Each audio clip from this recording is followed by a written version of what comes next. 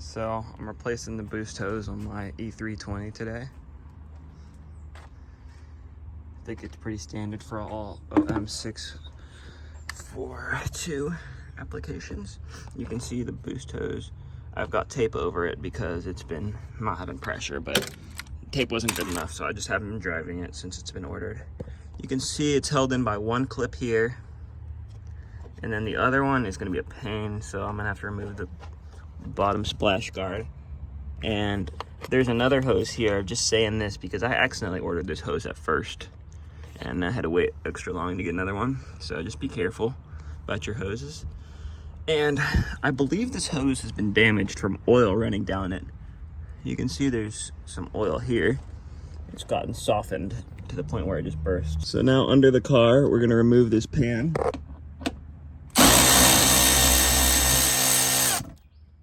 So with that shield off, we can now have access to the bottom clip.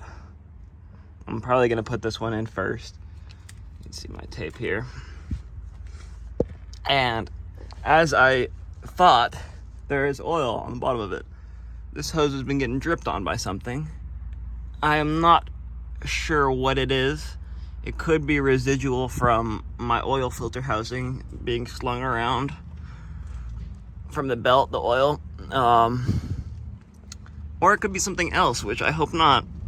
It looks like on the bottom of that boost, where that boost hose attaches, if you can see,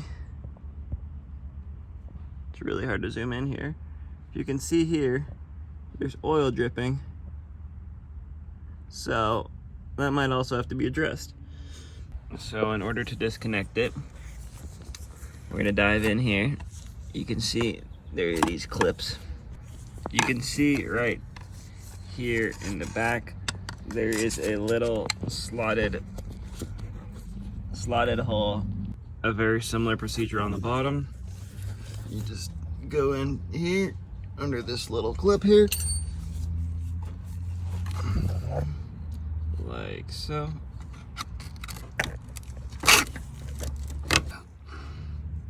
Now, out of the way, so this thing should just pop out. There we go.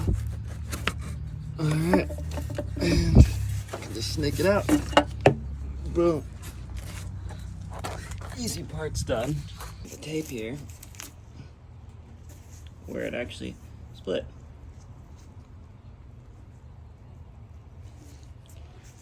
It's not supposed to do that, and I bet it would split again somewhere.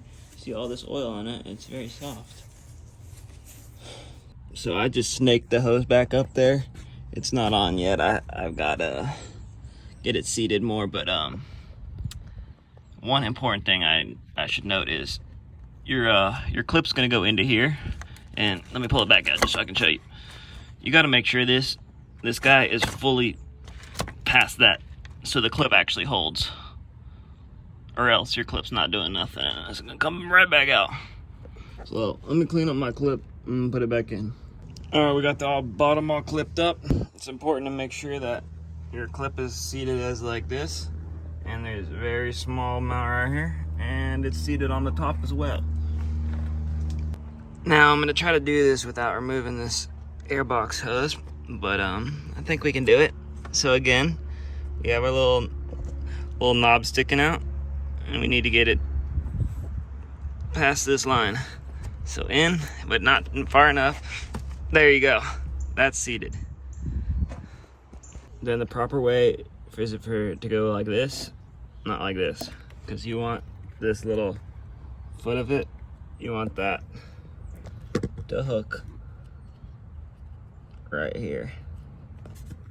Here you can see I've got it seated, but I only have it seated on one side. Let me move these wires out of your way. You can see that gap is too big. That means that it's not seated on the other side. They're both seated.